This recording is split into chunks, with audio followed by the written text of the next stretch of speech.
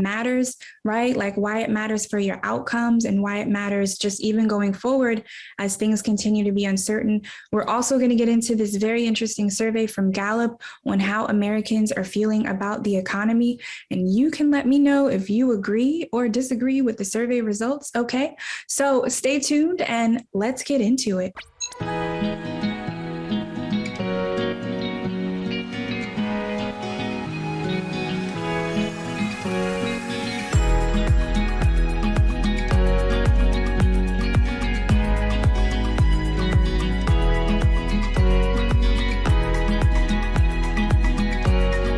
And welcome to this episode of Market Mindset with Leslie Quander. I am your host, Leslie Quander, and today we are talking all about who is on your team when it comes to investing and why that matters, right? Like why this might be a good time to kind of evaluate who you are talking with, who you are sharing with, who you're planning with, who you're building with when it comes to investing and moving forward. So I want to back up a little bit by saying that when I talk about who's on your team, I'm talking about the people that you talk to about your investing decisions, even the people that you talk to about your goals and about your dreams, right?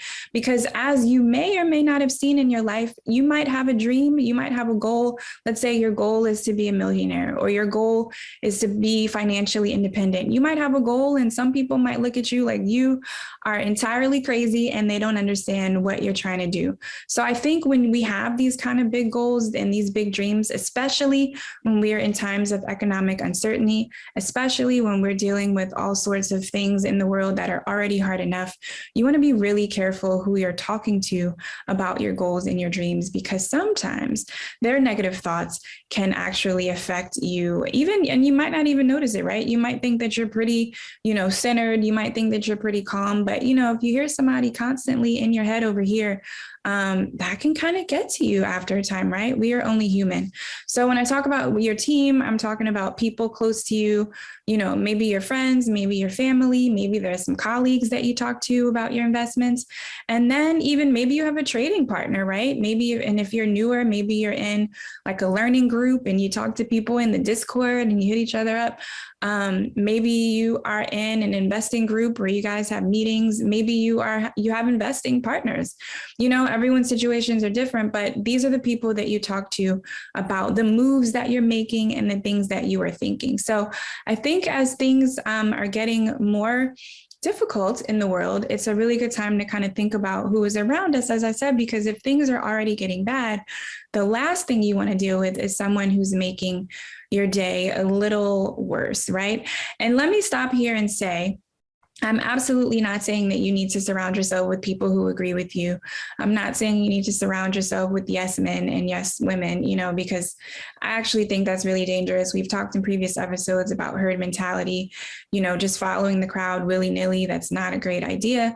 I actually think also that entertaining someone who has a different opinion than you do and giving your opinion to someone who disagrees can actually strengthen your initial position, or actually maybe make you think about something a little differently. And that can only be helpful. So that's not what I'm saying. What I'm saying is really consider who's on your team, because you want to make sure that they're not being overly negative with you, right? Or they're not overly discouraging you. They're not ridiculing you. They're not laughing at you. They're not making you feel worse when you already feel bad enough, let's say, about being down in a particular investment or down in your portfolio. And I also think that this is pretty timely for this reason. Now, Gallup just did a poll, and they do them all the time. And this one, they asked Americans how they feel about current conditions, right? And so they're just asking these general questions. I'm going to read this to you because I think it's interesting. Currently, 14% of Americans, you as adults, rate economic conditions as either excellent or good. Okay, that's actually more than I thought would say that, especially the excellent kind of is more than I thought. Let me know what you think if you're watching this. Do you think that economic conditions are excellent? As we know, we've got raging inflation right now. You go to the grocery store to get your normal stuff and it's, way more than it used to be. You go to a restaurant and you order like your normal plate of whatever it is, and maybe there's less on the plate for the same price, or maybe, the restaurant has had to increase the price because they, had to save stay in business and you want to support them. But, things are not necessarily excellent right now. Okay. 46% of Americans in this poll said that things are poor. And another 39% of Americans rated things as only fair. So that's about, current economic conditions, what people are really thinking. And then when we talk about, okay, so how is everybody feeling about the future? What do we think? How do we think things are going to go as we start talking about a recession? And we really have to start getting serious about preparing for this looming recession that, seems to be on the horizon, right? As far as we can tell. We've got, in this same poll by Gallup, we've got 20% of Americans saying that the economy is getting better. 20% say the economy is getting better. And then we have 77% of people in this Gallup poll saying that the economy is getting worse. Now that actually was kind of the same as previous months, like April and March, people were kind of feeling that way. So people are, there's 77%, people are really strong, realizing that we are not going into a good place right now, unfortunately. And so knowing this, right, knowing that things are not doing well, knowing that people all across the country are feeling pessimistic about things. Knowing all of this, I think it's also really important to think about who's on your team, because we're not okay right now, right? Like we're dealing with a lot. You want to be really careful, I think, when things like this are happening on a larger scale, what you're allowing into your little bubble, because I think it's important, I talk about this too in some episodes. It's important to do a level of self-care, right? In addition to caring for your portfolio, in addition to making those really, important financial decisions about, do I need to let something go right now? Am I prepared to hold on to this for the next X amount of, months or years?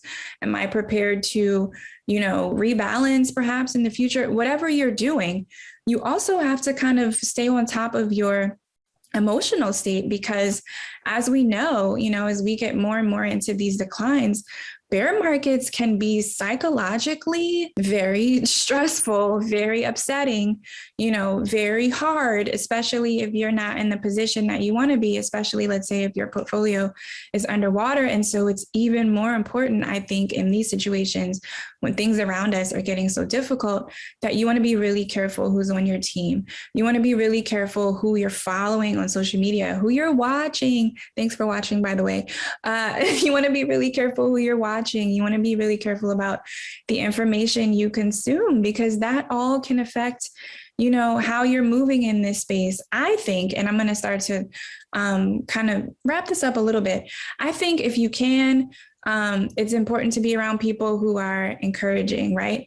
And I think if you realize that people around you are not really giving you the best energy, or maybe they're not giving you great advice, maybe they're hyping tokens and you're just like, what are you talking about? Maybe these are not the people to talk about things with. And maybe this is a good time as we get into this market that, is seeing some declines at the moment. Maybe this is a good time to think about who you are surrounding yourself with. Maybe this is a good time to seek out new outlets from which to get information and to do additional reading and to, the things that you are interested in. If you have goals for yourself in the coming months, to, do some research and really get clear on what you want to do, so that if you do see a naysayer come up, if you do get some FUD, if you do have fear, uncertainty, or doubt, if you do have, things like that happening, you at least are centered enough, you at least are aware enough to know, okay, maybe this is something that I need to pay attention to. Okay, maybe this is a person that I probably shouldn't talk about this with. Okay, maybe that's a person that doesn't really understand what's going on and isn't really helping my mental state right now, as it's already, strained enough. So just wanted to talk to you about that. I will say on a personal note, I really, really love my team. And there's one other benefit to having a good team around you. I do think when you have a good team around you, you can be exposed to new things that you wouldn't have seen, right? Even, you can be exposed to new information. Somebody might bring something to you. Has this happened to you? And they're like, oh my gosh, check out this, project. I really love it. And here's the information. And you dig into it and you find out that you really love it too. And you believe in, the utility of it or whatever it is, you believe in the team, but you wouldn't have found out about it it unless this person brought it to you. And I also think that's a really, really, really good reason to have a good team around you, because as we get into a situation where we're seeing prices decline, if they continue to do that, we're going to want to be vigilant. We're going to want to know what we want to position ourselves in. I think if you are in crypto for the long term, if you really believe in it, you're going to want to position yourself in a way that will benefit you in the future.